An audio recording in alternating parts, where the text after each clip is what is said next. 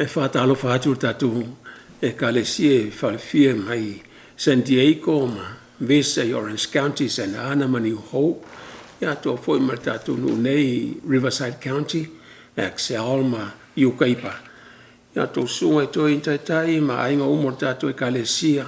whaftai lea tū tatu whelai whoi nei sa pati leanga leo tau singa lea tūlo tō seifua ma tatu ainga whaena pui pui o tō mai wha mai ma o e foi sa whenga iai ma ngase o whasosona manuia whaftai lea li ilan tau singa ia tō tō umalawa e whaftai atu foi mo tarsanga pio na tarsanga atu le sa pati na mawatu nei on o le afi sa tupu matonu nei a matelias freeland te atu nei se o mai lava i le so ia ua whate te atu ia le riks sa whapeona lata mai ia te mato le a whaftai atu ai tarsanga mo lia pui lava e le atua i mato ma sa whasoso lava ina anga i atu ina mo watu le afi e leo sa whila i titi o lo whapea lava o na mua mai lava le taimi nei vai aso atoa ai whaftai le atua lana ve inga o tatu le sona neo le sona numero ono neo nei kuata mai sa tatu sua ina ia le mta upu nei vai aso whautu ina whape feo na e mawa ina me alo whalengang pa io lau tuna mo tatu le sona nei e nei sa pati whape fea ona e mawa ina me alo whalengang pa ia punoto wao mo tatu talo whaftai le atuolo ang le lei whaftai lau tau singa i lau nuu ma inga umalama lau whanau ia tofu mo matu ainga i so se me o iai le tuai ia tunu mamau se matu atunu i Samoa, New Zealand, Australia. Ia whapeona matu iai le luifuro loftu noa ia so umalama ina ia e whamanuia ia te matu whamanuia so ina lau tuspa ia whatasi mailo angang pa ia lo matama ia vi ia oi le so manuia lo sa pati le swafa Yesu. Amen. O le mau au tū whautu ina ile tatu suenga nei vai aso pe ona tō whenga iai. O wale konito mo monta o pe suma lua. Non whau pe suma tasi au te amata no whaitau ina whau pe sfolu. E ile tasi na te whaia vābenga.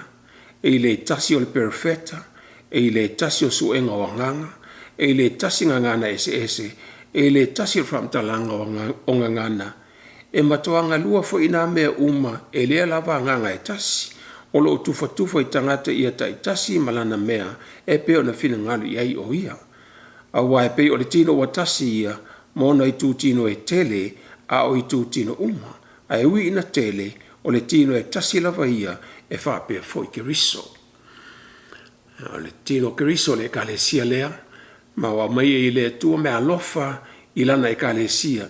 E tofu le tangata o le kalesia ma mea lofa le ngangpa ia. A wala ngaluenga wala wina i le tua i tātou e tala ina tala lei ma le upumoni. So mea lofa la le ngangpa i o le tua e au mai le kalesia.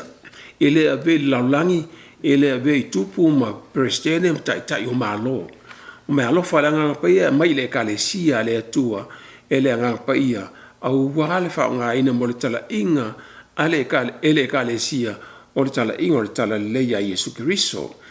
Le whai mai aile ngā luenga mta mua non whau pue valu i whetala inga Yesu i ona so. Whapea tua Yesu ai maua e outou leo so. Le mana pe a fio ifo le ngangpa i e lunga i a te outou. E whaifoi outou mamoli mau i a te au Iosalema mai o te umalam Samaria e o atu labre turu ingo laulangi. Ia lea fola Yesu. Le mana leo le ngangpa i o le atua e whapea na wina mai Yesu Kiriso pe a o atu i le langi. I le au so, i le kalesia. Tai o le kalesia. I la matanga o le ngaluenga le atua le kalesia le atua mo le tala ingo le tala leila o langi atua amata ma Ioselema ia ma Iutaia Samaria sio itu ingo la langi so me alofa lana le ngapa ia o mai i le kalesia mo le tala ingo le tala leila o langi atoa so ele na sto tasi pesto lua ele wana oni tofi ia ifa ife au mato e ina mte akono e mai ia me alofa le ngapa io me alofa umana o tai le kalesia ia ma le telo isi me alofa e la tatu suso ele so a o me alofa le anga pa i le atua e mai tangata malavo le kalesia o e whaatasi le kalesia o le tino keriso ai whaatasi mai la le tino keriso e te manueina o i me alofa le anga pa i le atua e mai i le kalesia o le aungana o tatu whaatasi le kalesia le atua pe ataptalia i su keriso wa inaya mai e me alofa le anga pa i le atua e pe ona fole Yesu i ona so. Ele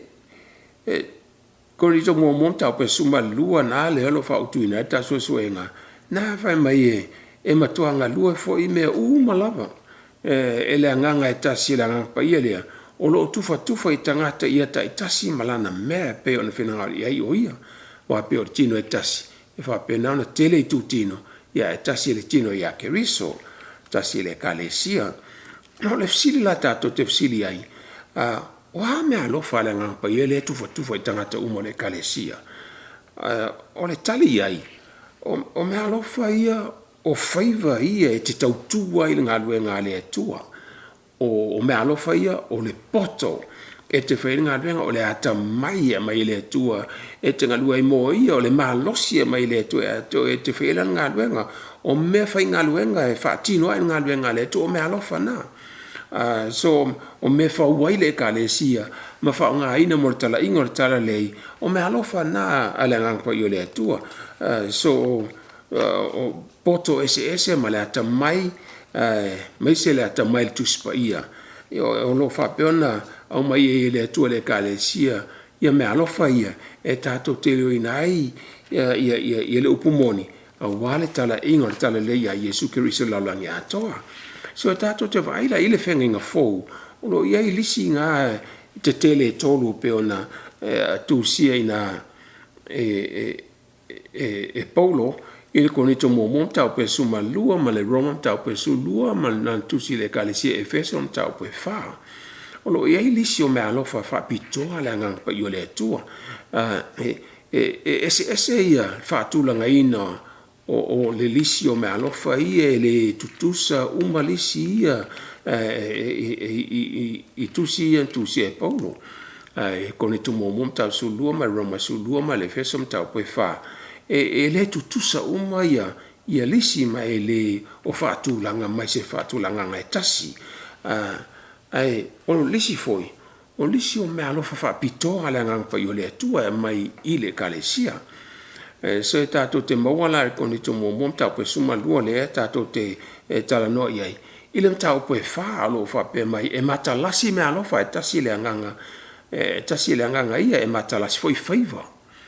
so me alo fa o faiva ai tasi le li e mata lasi foi me mana ai tasi lava le atua o le na tua matua ngalue me uma tangata uma so o le lisi ia o mai i tusi a mo so lisi o mea te tele o whailo ile mana o le atua e ngā lue i tono le kalesia so e leo se lisi u whapeu ato pe na pau na o me alofa le anga pe le atua o me alofa ia te tele wha ngā ina mo ngā le atua whapitoa mo tala ingo le tala lei o lo whapeo na o mai le anga pe le atua i nisi ai hofi ai ma le telo isi mea e leo ta ua mai i lisi a Paulo na whai mai ina whai upe e fitu ua fo ina taitasi i tangata le whaalingo le anganga e au ngā ia a ua fo ina mai le tasi le upo le poto e le anganga e le tasi le upo le mamalama e tusa ma le anganga e tasi le anganga pa yo le to e le tasi le tau fitonu po lo fatuatua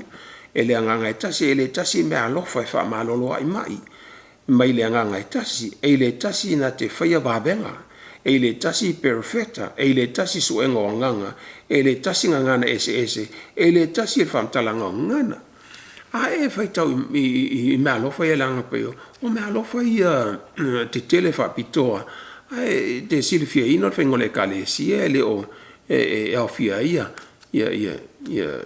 to e inam tia konom tai langsam tai o department assessor ngā lue ngā le atua e lo tau o mai nei a o tofi uma na o tofi ale mon ngalwe ngale tua o me alofa uma na mai le nga pa yo le tua tofi mai mon ngalwe ngale le a o lisi yolo tau mai nei o lisi fa pito o met telo o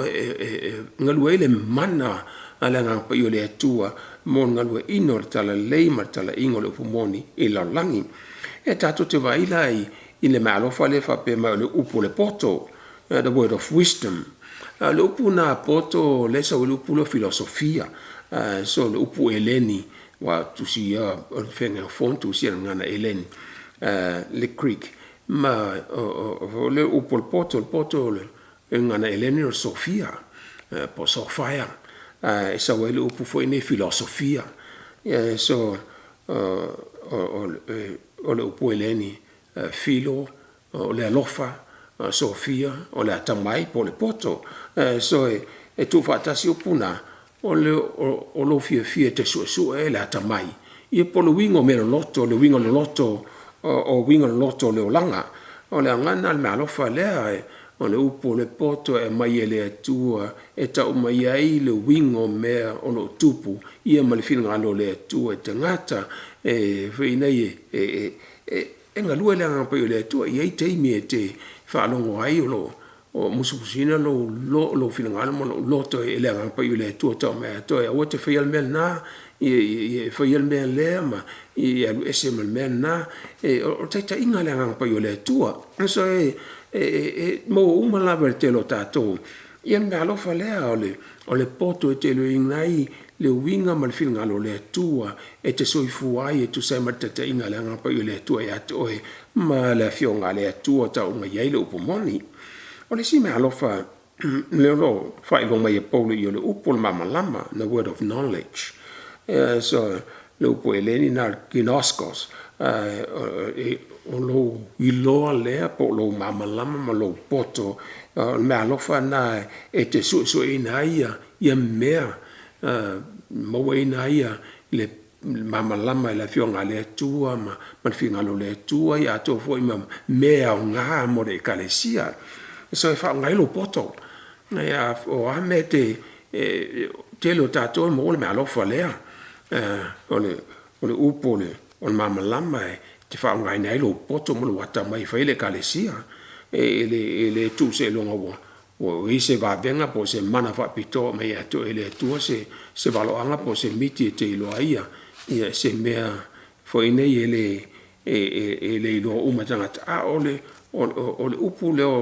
o mama la mole upu le poto e fa ngai le anga po ele tua ia tato uma lava ina io tato lo fa nga ela tamai mal malosi e mon ngalwenga le tua tala ngortala leiso tu inato la lo sui foi le tua io ne ma vuole ole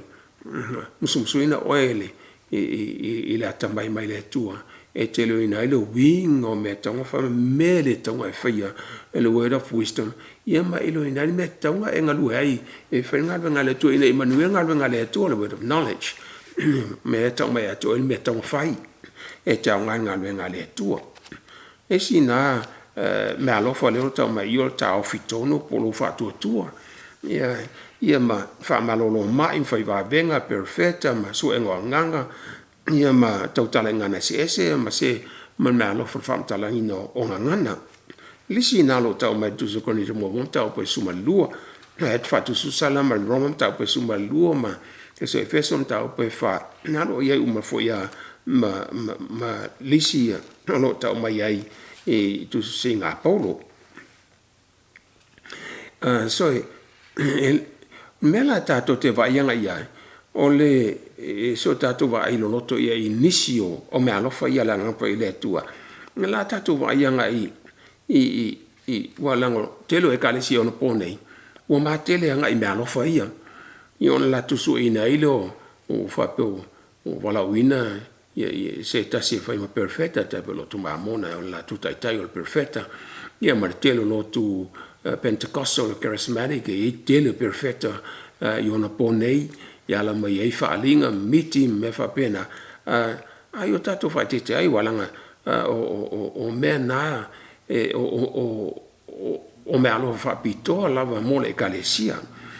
e le whapete tau su e a fo i lea ina ia e tau whai te maua ina me alo whanā i le tūlanga e te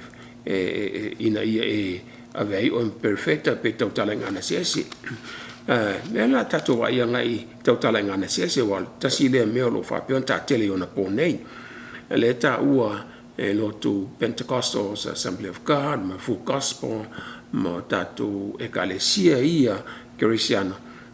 Pentecostal Charismatics whapeo le o whailonga lea e ilo ai ua baptisina o el baptisonga langa pa yo le tua pa e tau talengana sesi se o tatu vai kon tu mo monta pe suma lua la pe lua suma valu lua suma leiva o fatu ina fo ile tua le kalesia mo apostolo lona lua perfecta lona tolo au pitani ai o e fai va venga ilma me alo fa malo lo ai mai o e so sani o tai o ngana sesi o e so sani ia o tai ia mai tau talengana sesi o apostolo uma ea o le silina o perfecta uma ea o uma ea o fai va venga uma ea o le silina Paulo o lo wingo o silia Paulo e le o tangata uma e mawena me alo for apostolo e lo tangata o foi e mawena me alo for perfecta e lo tangata o foi e ve ma foi fe au ma au ya e lo tangata o foi e ve ia va venga ele tua so e lo tangata o foi e totale ngana sesi na lo tau mai il faut pe tos fulu o tofu uma e ma me alo foi fa malo lo ai mai e totala uma lava e ilinga ngana ese e fa matala uma ea na lo si ai Paulo al tu langa le fa pe mai e tatu uso cristiano e lo tu ia Pentecostals ma Charismatics le fa pe mai on totala ngana ese e vele ma evidence po fa longa ie lo ai wa e mo baptisonga la gang pa yo le tua lunga fa to tangata uma lava le totala ngana ese lo vinga le baptisonga la gang pa yo le tua e lo mena le fa mai Paulo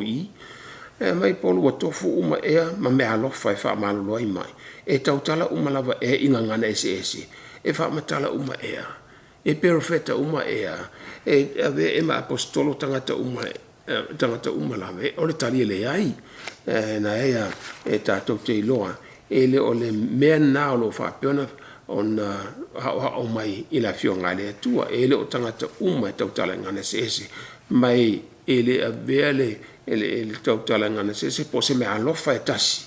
e avele mfa ilonga o baptisina i se tasi il baptisonga langa pa yo le to e le se me alofa e tasi e ave ma fa ilonga e lo ai wa e mo baptisonga langa pa yo le to e le se a on va pena martus pa ia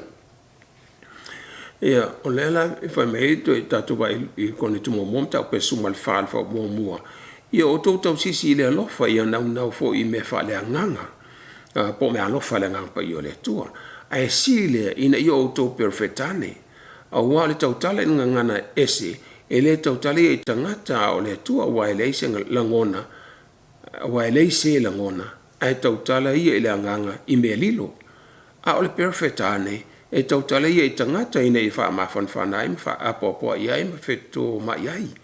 o le tautala i le ngangana ese fa ma fanfana e ia teia a o le perfectane fa ma fanfana ia le kalesia o te loto ina o tautala uma ngana ese ai sili loto ina o to perfectane a wai sili perfectane le tautala ngana ese pe ale fa tala ina o ia ina ia fa ma fanfana le kalesia a le nei la usoe a fai o te aluatu ia to matautala ngana ese sia e so wa ngai a to pe a fai o te le tautala atu ia to le faalinga pol poto pol perfectane pol hawa o atu ia me alo fai e sila e lo tautala ngana ese lo na nga e o nga tautala ngana ese mai pe anto ta so e tautala ngana ese o le o isinga ngana le o le tita tata pe o ta tele on ponei e me lo fa pe ona ngalueia i le angaselea e fase ina le kalesia so le sila tato sili ai sia le anga ia tau pe a fai o tele mamala mani ngana o lo e tau tala mai ai e le sa nga na fa mai a Paulo sila tina mo pa pele si na fam talaina tonga yesi si fam talaina ngana si na to talai to talanga si ambangi ele si fam talaina se eleftonga mailo ngana fa si ambangi nga Samoa I tanga Samoa bangana wi si fam talaina ya pe tele mamala foi ia ele tonga taru le to ia mai to ia la tamai te mamala mai ngana na wa to le ngapa le to ya to ina ia ngana fa nga mo istanga tala ia nga ia ele mo le kale si Samoa so o sila siana nga ia tau pa fa tele mamala mai ngana lo e to tala mai ai e to na yese tasi fam tala ina ia ngana ia so ina ia nga mo tala ina ma ele aviele ma fa ilonga o ia to ele nga pa yam pa tisino ele nga pa yo le tua le ai ele ole se sel na on fa winga ina o me alo fa le nga pa yo le tua o tato te se ai o la vele se me alo fa la vetas ina ia vea ma fa ilonga o tato fa pe o tato o pa tisina tato le nga pa yo le tua so na lo fa mama lama e ula vai la so Pentecoso o la so Pentecoso na totala lava ina ua maua na wa fio I fo le nga pa le tua pe o lo foi va fi lunga la was au so Yesu la apostolo ona ngana lava le la so ngana sese ele tasi se ngana o ngana lava mai tala pe ana masaria tu so ngal ngam ta pu mo man luana lo ta mai tato le mena tupu la so Pentecoso na yeita ngata Utah mai ima o el malo Roman Empire mai Italia so Spain Iran Turkey ma salato falonga to tangata Utah ia wona no foisia tunu ma wa lato ngana mother language tunu na ele ngana ele ngana Utah ngana o tunu na mai elengi po mai Turkey pe mai Iran pa la wata tala to ngana la to na ngana wala no foi la tunu na fa longa tanga yo o la to ngana tu yo lo to tala mai la au apostolo to tala mai ala to no was fina la ngapa ina wina mai la me alo fa la ngapa ila Pentecoso so o ngana moni lava ngana mamala mai me fa mai polo fa ile se mamala sin ta ofi sin tu fatale te yese sina te fa mamla maina ya fam talaina ya ele poto na o mai le to ya te oi ai fa te ne te tatu se ai pe mela tatu te va inga ye se me alo fa nga lu fa ta si mon tala ingol tala lei ya fo la me alo fa la nga pe le tu I lo tanga ta mo so fu pe fa pe I lo tanga me alo fa la nga pe le tu na fa na mo oi ma taleni me uma pena ta tu va ai ta vai po o la le se me alo fa la le se ma taleni o ai me ta me alo fa taleni so le tali la EFC na so se ata mai lava so se mea lava te fia fa nga ina mga nga le tu watu le tu to pe ne fa na me ma oi se ata mai tofu tatu ma la mai na tatu fa na me tatu a velo so fu we tali Yesu Kristo ma ave ne fa nga ina no so fu mo le tu o a me lo fo o a tale ni na e fa na me ma oi o la fa pe na fa pa ina la ngang pa ile to na vele o mena ma me alo fa la ngang pa ile to fa fo I mai la ngang pa ile to il fa pa ina o mena ina I fa pa ina lo wata mai ma lo sui fua ma le poto ma lo malosi vo nei mo nga le tua e ta to te lo inai ele ona o me alo fa lo ta o mai tu spaia o me alo fa na me alo fa pito me alo tele o me malava lo fa pena ya te oi pe ona sida tu ya ele to ya mo se la mena I lo lima o to ana ver to mo se fa va venga fa nga le tua pe fo no ma mi le to fa va io lo na poto fa va ma na mai le tua fa nga la sa mala ma le ta mai le to fa o le va la ve nei la balona ainga ma tala lei mai Ellen White Ellen G White leo lo tata le ino tu ai perfect and fa so san fa tu ino le kale si as fito to feel mai I time fa valoanga just val fa and valo ina ia Ellen G White of perfecta leo lo ia tu si ma tele and tu singa tato fa ita wai leo lo fa be me ita mai perfecta. The special gift of the Spirit are not the only talents represented in the parable of talents. It includes all gifts and endowments, which are original, whether original or acquired, natural or spiritual. All are to be employed in Christ's service. In becoming his disciples, we surrender ourselves to him with all that we are and all that we have. These gifts he returns to us purified and ennobled to be used for his glory in blessing our fellow men. Whaitonga mai, tai Professor Ellen G. White mai, Council on Christ Object Lessons, I tu lau to se lau lua sumal valu. So te whaliwina la le tu susinga nati mai te Professor Ellen White e whapea, ilana tu si Christ Object Lesson li tu lau to se lau lua sumal valu. O mea alofa whapitoa le anganga pa ia e le ua na o le pau ia o tāleni o loo whailoa mai le whata oto I tāleni. E awhia o mai lava mea alofa ma mea o ngā uma po se poto na e atina inai na e atina ina po se ata mai na e whanau mai ma oe pe wha le anganga pe wha natura e wha o ngā ina uma lava ngā renga le li. O le aveo tātou ma so o ke riso. E tu ina tu lava mea uma o lo ia te tātou mo ia. Nā te toi whaafo I mai ia mea uma ia I tātou. Ina ua uma ona ia wha maina, whapa ia ina. Ina ia wha ngā ina mone manuia. O isi uso a tangata. Ulona malu. Lea tātou wa ile. E tu singa mata perfecta Ellen G. White. O le lisi e tau mai tu spa ia. Fatota Yesu e le ngat paula o foi nei o mea lofa fa pitola ngang pa ile tua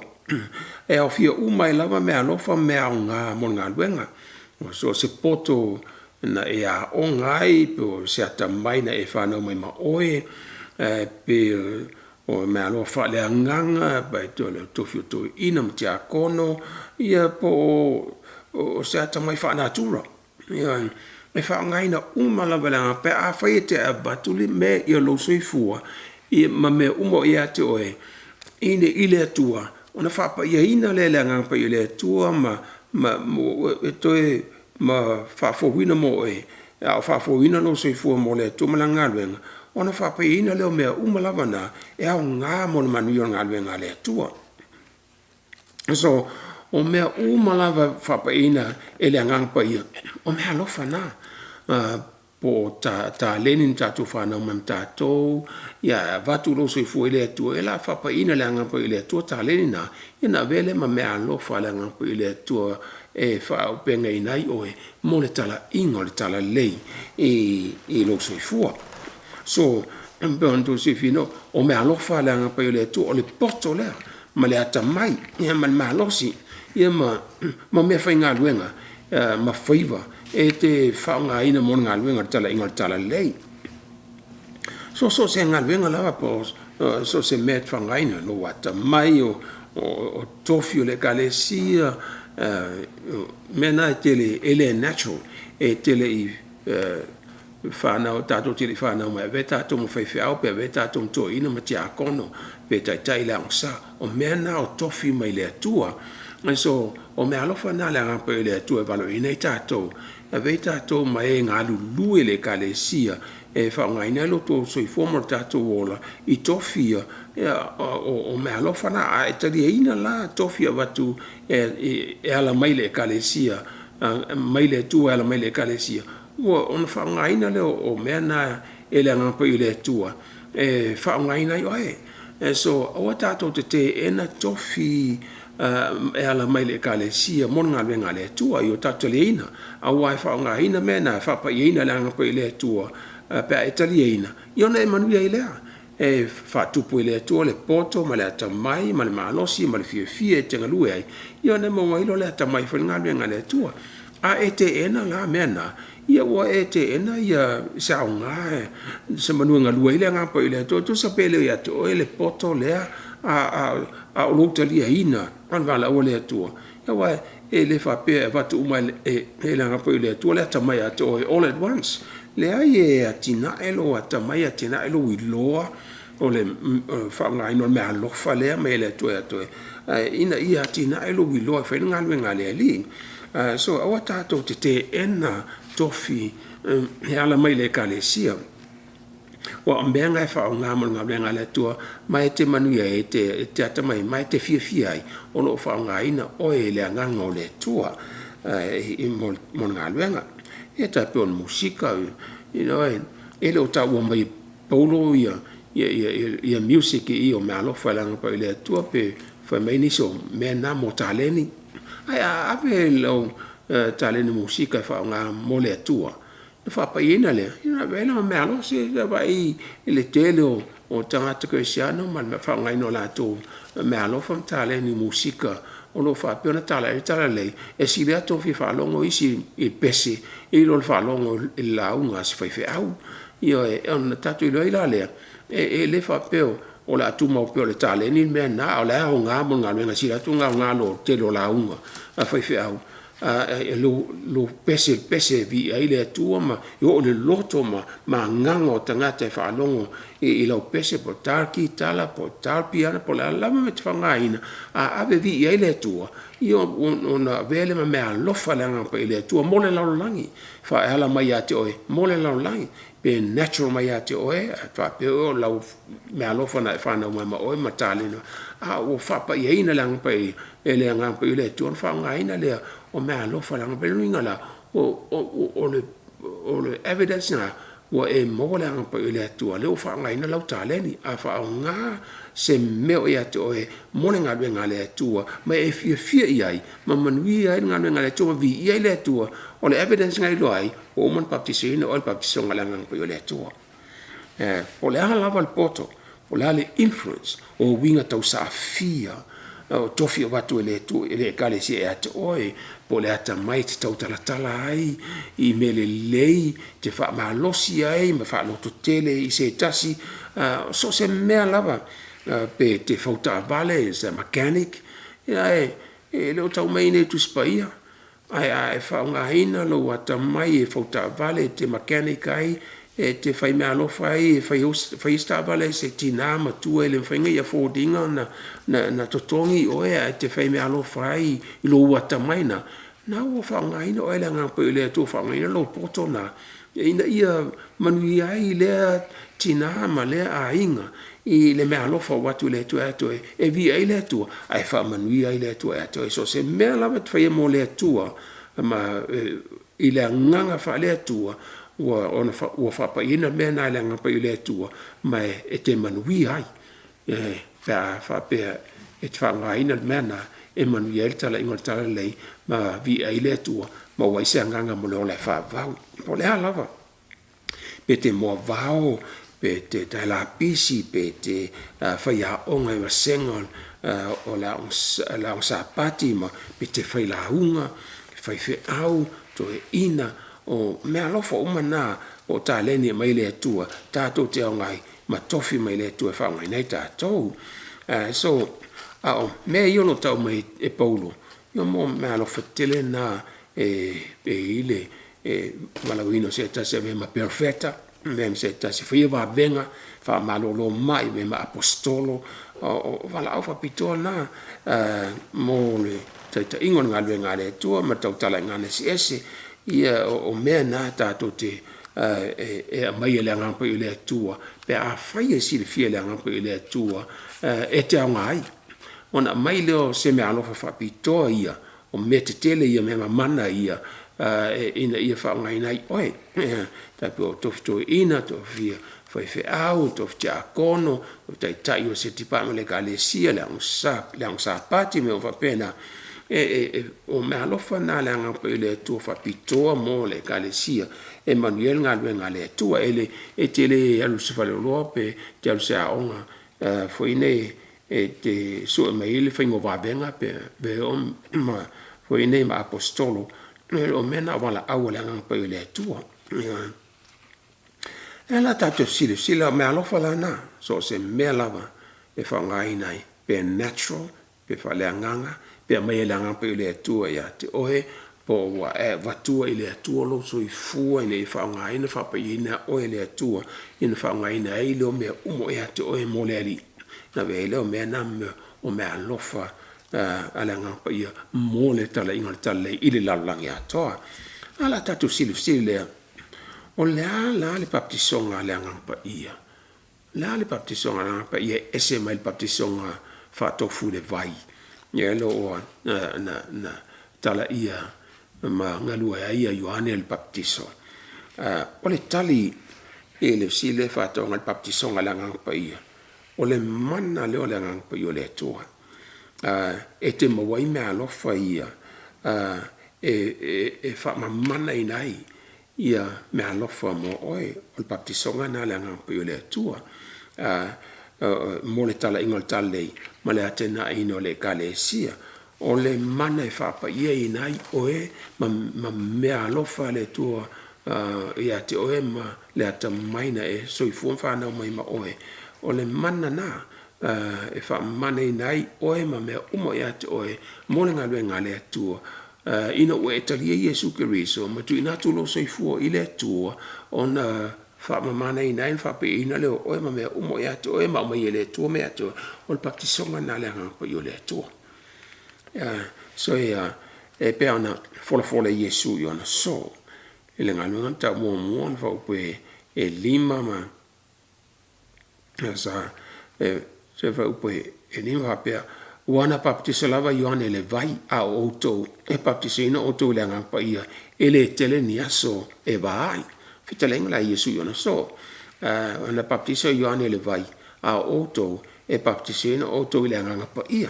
ele tele ni aso e vai le tele ni aso fio Yesu lang la fitalenga le la so le aso la fio Yesu lang ele tele ni aso e vai ai la mo oto baptiso nga anga pa ia le tua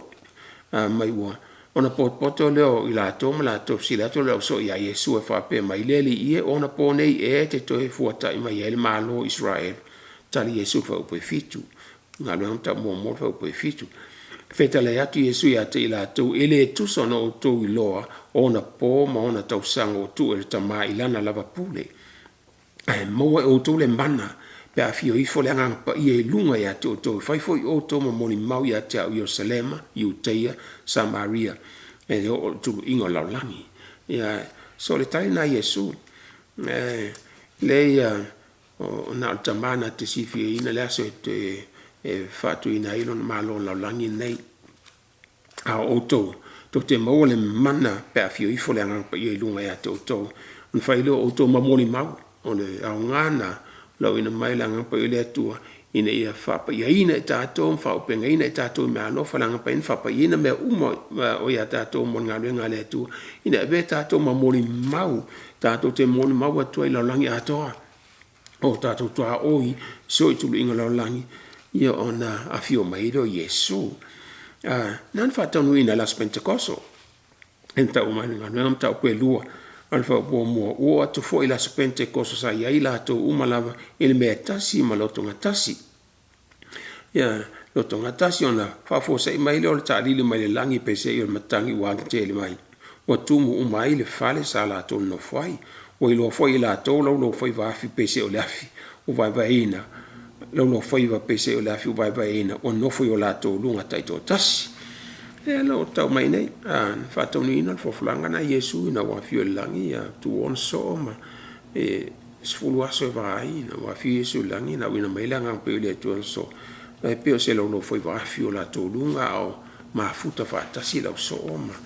mai la to uma ile fa fa pito lunga len fa ile e la to pase kama Yesu ale maliu so on fa melo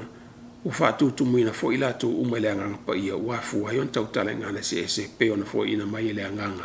o le ngana ia te i lato. So ma fo ngana wala infa pe mai ia lo tu Pentecostal he ave le tau tala ngana se ma fa ilunga i lo baptisina tatu le ono la so Pentecostal. Nena tupu la so uma la tau tala uma la so le tau tala ngana se i la so Pentecostal. Le tau e lato Pentecostal churches ana fa tau ngai melen tupu le so le Pentecostal le tau tala uma ngana se le ngala e tau tala uma tanga se pe baptisina la to le ngapa ia. Ai lo le mena na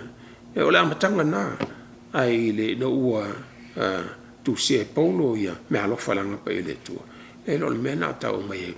tu singa Paulo a tu foi mai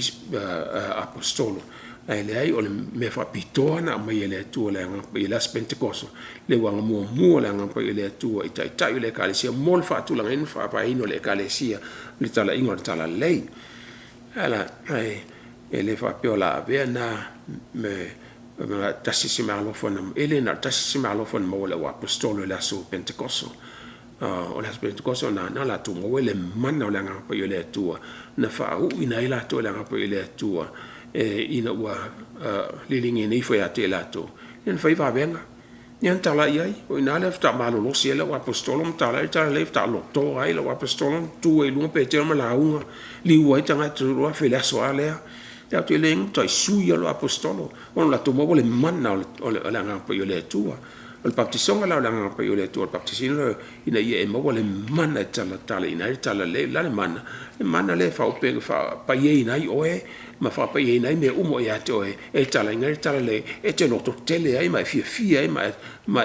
mo wel ma lo si ma le poto e te tala le tua so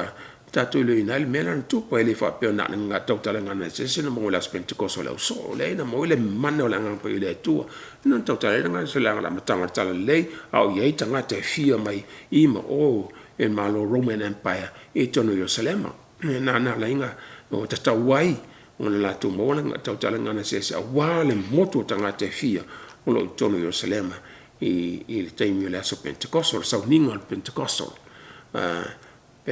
day of Pentecost na sa ia sa ninga na e tolu e fa tasima ia tanga te tane yu te ia I tono Jerusalem so no passa kama so no Pentecostal so no fa fai e to sanga umalama na tatu sile ngal sile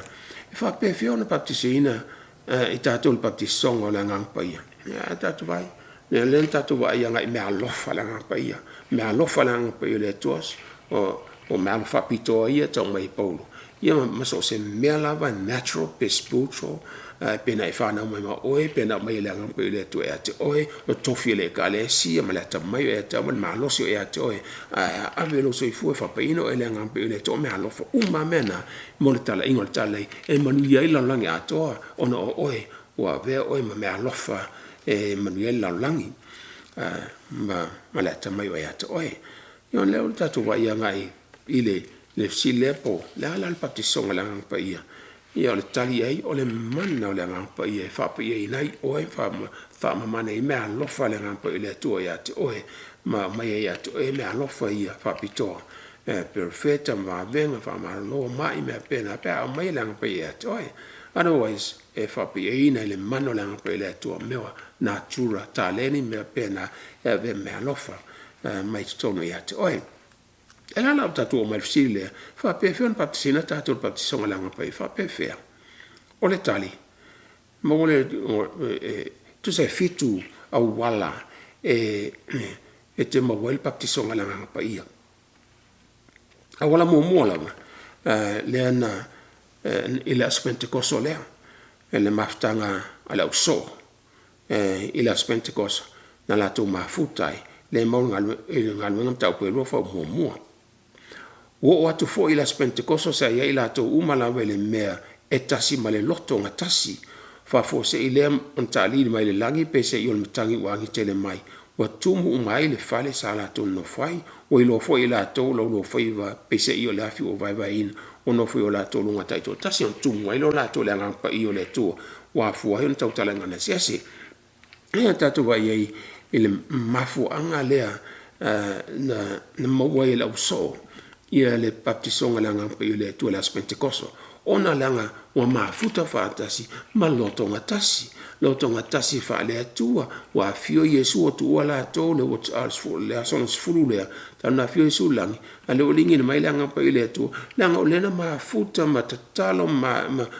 ferlo fani ma tasi o la to loto tasi o la to loto ile tu a tasi loto le kalesia e mamana le ngapa ile tu e me faitono le kalesia le tu e ngalua le ngapa ile tu lo na mana tele e fa mani ile kalesia pa fa e tasi loto le kalesia a fa tato te ese tato fta wa tato fa misa tato ma pena ele mfa ngalua ese le nganga na le ngapa ile tu e mo pa tato te loto ngatasi le nganga fa le tu ma ftanga fa le ale kalesia le tu fa pa ina le ngapa ile tu yon tato mo le ole o il baptisonga le ngapa io le tu pe ona mo le apostolo e le so Pentecoso na alesi mena ala mai il baptisonga le ngapa ile tu le rota wo mai e la unga Petero ile so la volea tu so ngalwenga tau pe lua fa pe tor so balvalo ole lona lua le o wala te mo wai le baptisonga la ngapa yo le tu ngalwenga tau pe lua fa pe tor so balvalo fa ya tu le pe te ya te la tu ina sala mo ia ma ia ta tasim baptisoina o to umole swa fo Yesu Kristo mo le fa mangalo ino ang sala ona mo le o to le me fo mai ole anga pa ia le ya neta mai Petero nei ilana la unga las Pentecoso na wa fa mana ina la to le anga pa ile tua ile una mai le o anga pa ia ia le la unga Petero ma ti na sala mo ia tai tasin baptisino o to umar swa fo Yesu Kristo man fa manga le ino o anga sala ona mo le o to me fo mai o le anga pa ia le so a tatu sala mo me baptisina tatu il baptisonga fa tofu al fa tu son mali Yesu Kristo ino tatalia Yesu yon tato mo le baptisonga le ngapa yo le tua le na mo la so no la to loto ngatasi mla tu mafuta fa tasi il fa alfaninga fa la uso ya Yesu Kristo le na fio mai la ngapa le tua las Pentecoso e te mo le baptisonga le ngapa le tua taula o loto ngatasi le kalesia mafuta fa alfani il swa fo Yesu Kristo e fio mai la ngapa le tua ma baptisino tato le ngapa le tua le fa mai Petero e tangata le la to te fa longo mai io to Salomon baptisino o to baptisong swa fo Yesu Kristo il baptisong le fa tofu io ona il fa mangalino ta tong sala io na mo le o to le me fo me le nganga pa ia le ino o tatu Salomon ma baptisong va tofu fa longa na ilo o tatu le me Yesu Kristo mo tatu li fa ina mai lo so te me Salomon ma e baptiso ai ile kalesia le tua le swa fo Yesu Kristo io fa pa ina o e ma baptiso ina o le nganga io le tua le te mi la vai tas baptisong al vai ino e Salomon o e talia Yesu Kristo fa ilo mai lo baptisong fa tofu vai ia ale te fo na o fa pe ina o e ma e mo baptisong ala ngapa io le tua e pe ona fa las Pentecoso la so ne o loto ngatasi le o loto ngatasi o e ma la ngapa io le tua o sala mo ya sala ba e baptisoina ina fa ilo ai o e talia maliu ma to tu Yesu Kristo io na una mai le e Yesu le ngapa io le tua ilo fina ngala mo ta to loto o ta to sala mo moni o ta tu ile vai baptisonga ia o tato baptiso fo ile ngapa io le tua na e te mo il baptisonga le ngapa io le tua e le fa pesi e totala ngana se fa pelo mo na ia e sala mo ma ia baptisino il vai baptisonga il vai ia ona te fo na te baptisinai ia e o e le ngapa io le tua il baptisonga le ngapa ia ona si wala ona fa pe mai na e tu spaia il matin tau pe tolu fa pe so martas la wala na tolu le e te mo il baptisonga le ngapa io le tua wa unei o te baptisati a to le vai ina ia Salomon tale le Ioane baptisa ai pe tai o le muli mai e sili o ia te e le a nga ha o na tau ave iona se vai o ia lea na te baptisinati a to ile nganga pa ia ma le afi baptisonga le anga pe le tua e baptiseina i la tau i o la talieina Yesu Keriso o e salmo ia wang sala baptiseina oil baptisonga fa tofu ina o e talia Yesu Keriso e ve mo li faola o ina e ala mai e baptisonga le anga pe le tua ale bapti wa e baptisina o Yesu Keriso la wina mai lo anga pa ia te o ina ua e talieina ia lona soifua e ve mo lona maliu ona soifua mai ina ia ve mo li faola ya o nei o te baptisa te o tole ile vai ina i o to salmo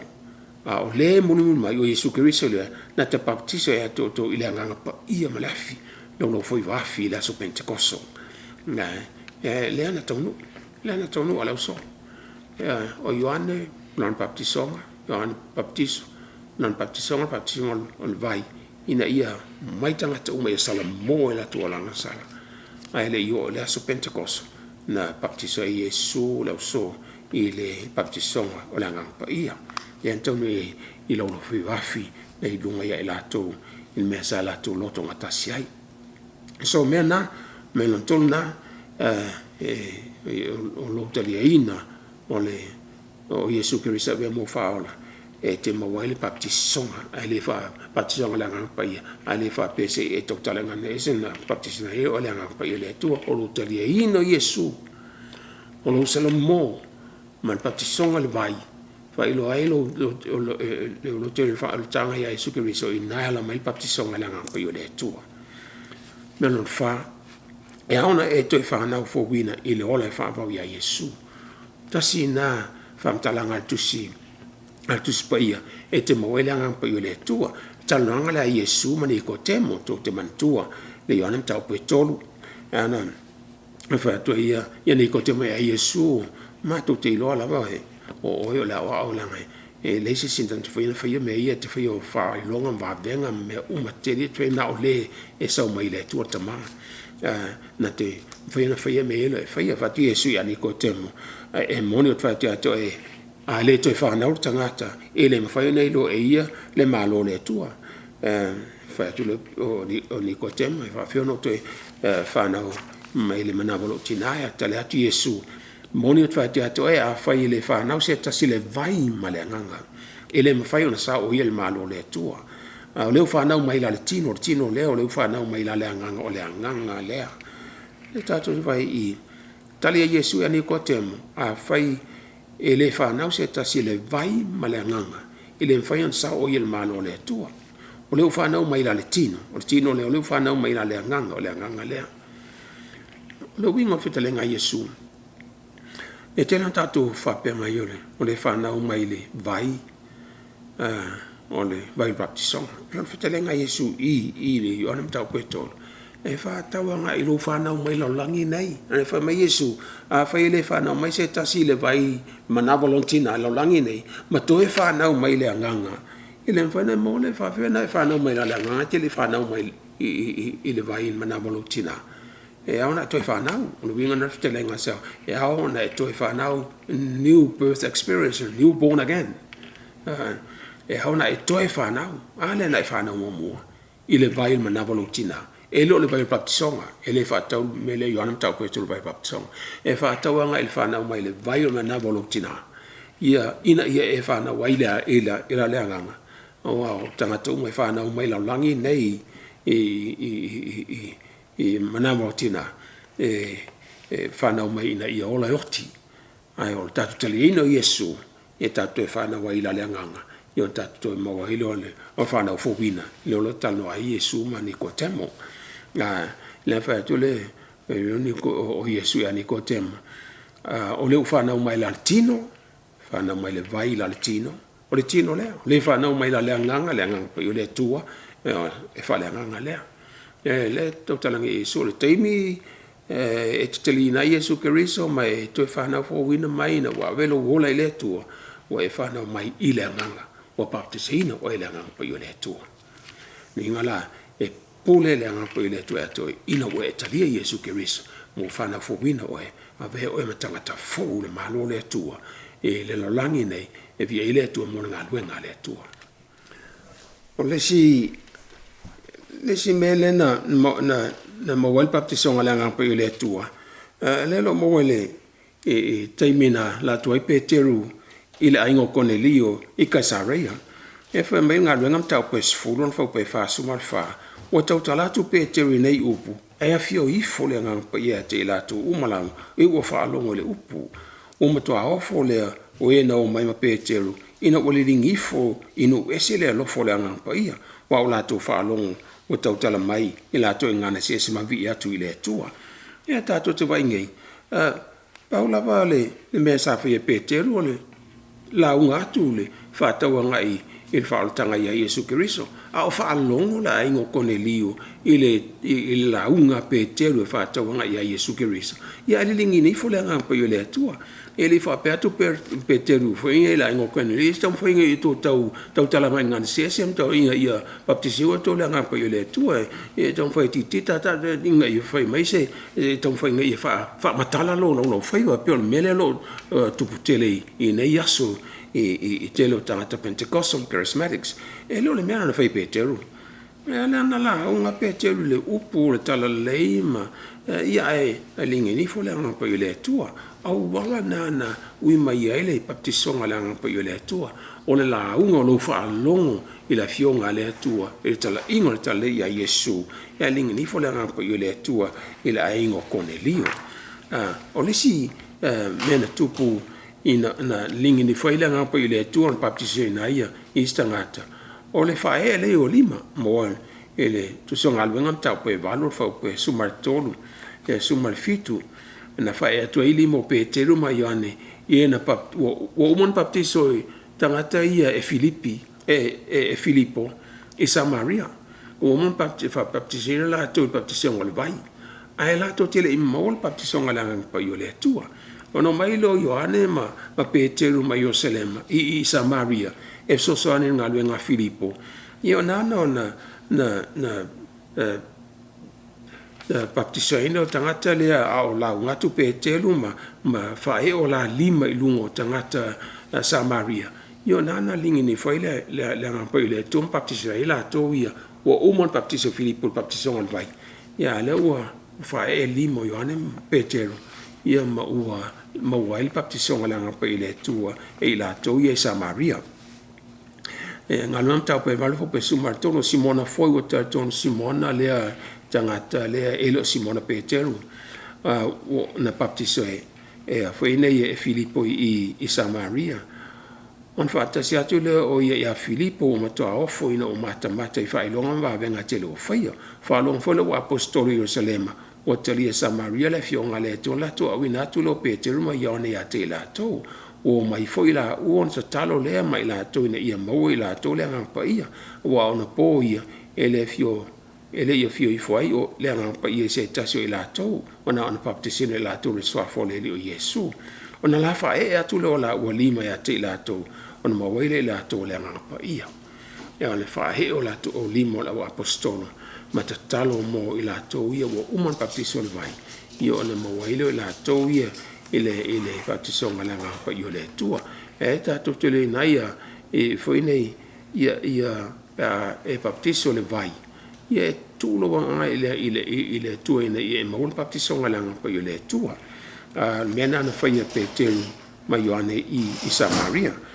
o le si wala na la mai baptiso ngala nga pa io le tua o to baptiseina le o tangata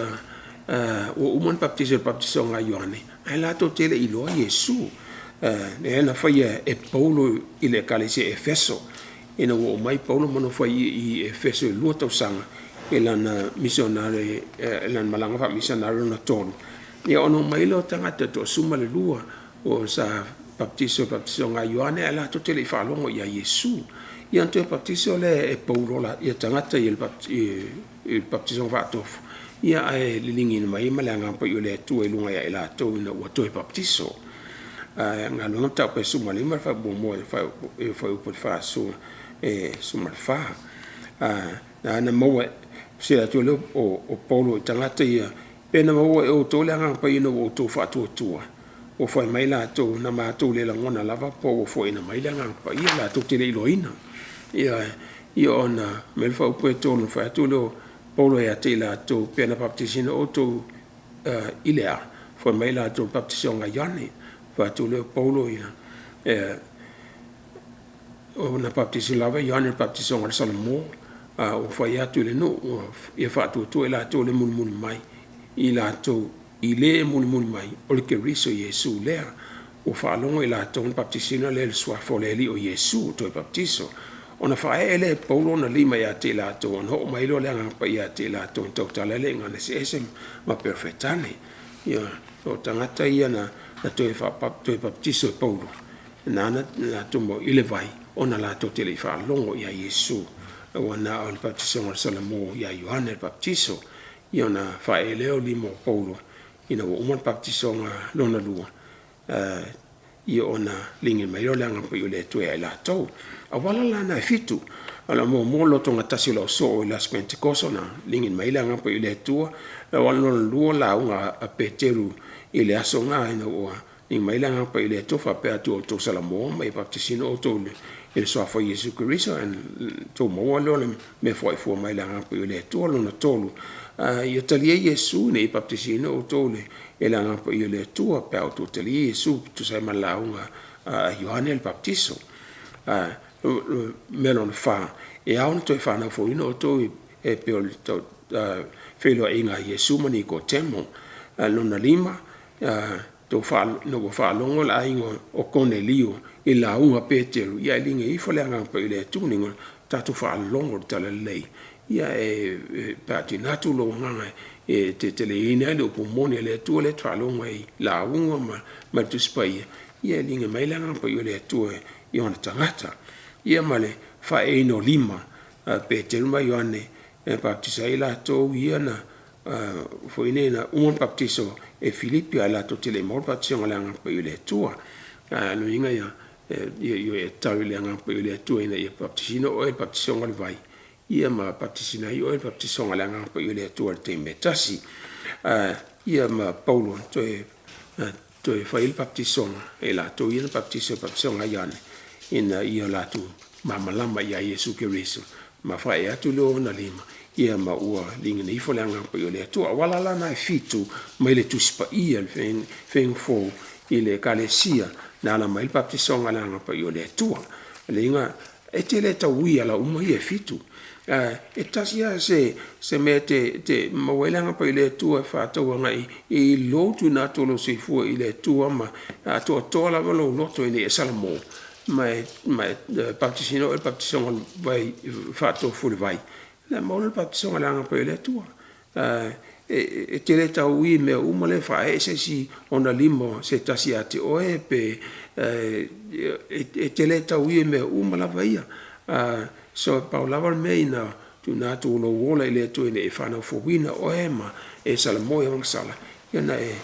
tau langa pa ile tu baptisino e langa pa ile tu le mana le langa pa ile tu ine e fa mana ina fa pa ina me alo fa uma le tu e ati oe ma mea ma tale no e ati oe ne fa na mo oe e a nga mo nga le tu le ta to te fa te ila ile tu spa ia e fa ilo mai ata to au wala e uma il baptiso langa pa ile tu le tasio le me se me o wala io fa pe mai se lunga totala ngane sesi te lo tangata lo la tu tong fai ina e fa fosi tangata e totala mai se ngane sesi ina ia la tu mo wal baptiso langa pa ile tu e le tauli me na ono tatu tong fai fosi baptiso langa pa ile tu lunga tatu fai totala e se ngane esi ai le se ngane tu wa o me alofa le pa ile tu e le me fosi me alofa le pa ile tu io tatu le sora nani taiao e to ino tatu ilo fa pete manao I se me alofa le pa ile tu e talo yai talo le pa ile tu e fa nga me alofa na ya to e ona e manao me alofa e va benga perfecto ma apostolo ai te o manatu me alofa na va tu le pa ile tu uma na va te atu ino e Salamo ma tu na tu lo ile tu tofu tātou mea alofa. Tēnā tātou manatu mea alofa ia te tele tau mai Paulo i antu singa. E mea alofa umana mai le atua e ato e tātou te e wha malosi wha lotu tele. Mea alofa mea nā me langa pa le atua. Su e la fionga le atua ina ia mamalama se tasi e tuspa ia. Mea alofa mea nā langa pa le atua polo asiasi whale mai. Ia mai polo te talo i le atua ina ia sosani i holo mna mia tau sanga polo wa lofa i e matitiva. O mea lofa umana langa pa le atua o ngā mo tala ngol tala lei. Ia polo la ungol la fionga le atua ma moni wa watu mo le ali. O mea lofa umalawa na fa ngā ina e langa pa le atua. Pea ola ina atu natulu ola le atua ma lo soifu le atua. Ia fa uino e langa pa le atua. Baptisonga langa pa le atua. Ina i fa pa ina me umo e ato e mo lana ngā luenga. Fai e te manatu inisi me te tele. Ia na alwe le aonga. Alwe aonga wana e fo ia aonga la au perfecta. Na aonga ia tani elu mo na soa. Sa fa amata ina Samuelu i o Selema. So o mea na e mpaina e aonga ina e aonga ina o ina i oe wa sa aonga ila au perfecta. So wala ina ile atua fai te manau ina ia e mawale poto se me ina e le te aonga. Ina fa nga ina i oile nga po ile tua i le ata mai wa tasina au wala wi mai ai i le ata mai fa nga ina ilo so fu nga le tua ina ia o tau ina i o mo lana nga luenga se me te la ngona ina ono nga lu ile nga po ile tua e ate oe ina ia nga mo le li fai e te tala le tua wala e tala le tua vanoa pe a fai te la ngona i fola vai ate oe o le mele te la ngona ina e te au ngai mo ngā renga le tua fai fai te mana wina e develop ya onga lo le ia onga e au tau ina lau fai ngā luenga ma fai ya onga ma te lo me umalawa pisingisi me mona ngā renga le tua fai ngaina umalawa ngā renga le tua ia le poto ese ina ia alu iluma ngā renga le tua tala inga tala lei ai o tatu fai tete ia fai tete ina ia awana e fase ina tātou le fili. Wai, lo iei fili pe on tau mai Yesu, e mate on tau pelua su malfa, fo pelua su malfa. Au wai tutu mai ke riso pe pelon perfecta, pelo lato te fai foi fai longa te telen pa venga. Ina ia fase se ia i e o fili alava, pe a fai ma fai ai. No, ia le fili. Ia e fai tete ono tau fai e fosi se mea mai le atua mo oe. Ai le o la wala fa le atua. Ia e uila wala fa le atua e te manui ai ina ia mawaele ia me alofa na mai le atua e le loa le aonga sila mai le atua e au ngā le lota fai mo ia fa e mai le atua wanoa e au tau inai tatu au talwom tatu whanau mo lana ngā luenga e fa malosi lau whanau mo ngā luenga le atua fa malosi lau whanau ina au tau ina ia wale tala inga tala lei o tatu e yaso lei unga wa tatu whanau e whalanga e tala ingo tala lei whai wina ngā benga le tua ia o tatu la tatu le fio whaalua mai lo tatu le whaola nai whai mai Yesu i mai a watu tu mai ke riso peno perfecta per la to te whai foi whai longa te tele mpa venga e ne whasea i o whiwhilia pe a whai mwhai ai ia e whai foi e te apolo ia wha venga ia mwhai longa tele ina ia wha malolo mai ma turu te moni ma e whai ar te apolo e tatu iloa ole o ma to mena o fa seina le fa na ole to ma le kalisi o tatu fa tete ai tete ya sole unga e le nta o mai foi tu se pe Timoteo Paulo ya Timoteo mo ta po fa no fa mo a lo to tino mai le nganga e o ese ni sil fa tu e tau sanga muli la to te fa longo ia nganga fa se mata upo te moni ono pe pelo tangata tala pelo e o fa muino la to la loto forte ifo ile o mea asa nene tau tino mai Paulo mai fa ilo mai la hapa ile tua e tau sanga amuli a sole unga e mai la to te fa longa ia nganga e tangata la to fa longa ia nganga fa se mamata upo te moni ia e tatu fa te ai la ngai longa lua te Apolo e fa se le kalesia ma o tātou ia o se ma tatonunga se ele tu sa mal finga le tu o satani te moni fa se ne kalesia fa pe e tautala ngane se tom fa ina ia fa tautala lo no foi ve ina ia ngalua ile ngang po ile tu ele se me fa pe na to me ngang po ile tu na pa me le tau me o sala bo baptiso ngal vai ma fa no fo wina o e ma e fa no ila unga e ala mai le baptiso ngal e lo tom fa te fosi me alo fa lang po ile tu ato e ne ai e ia va no pule le tu e pule ngang po ile tu ya na me alo fa mo tanga to tas e fa mele con i te luam ta po su martasi no fa po su toro ma ia o wa o ila to o apostolo pe pelo ila to la fai ngaluenga ole o liua ila to ma apostolo keriso e le se me fo ile o foi o wa satani lava o liua ia ma angelo le mamalama o le nei e le se me tele pe aliua na au ona pese i au ona le amio tonu ila to lo la to i uma e tu sa mala to ngaluenga ya ne ta mai nei paulo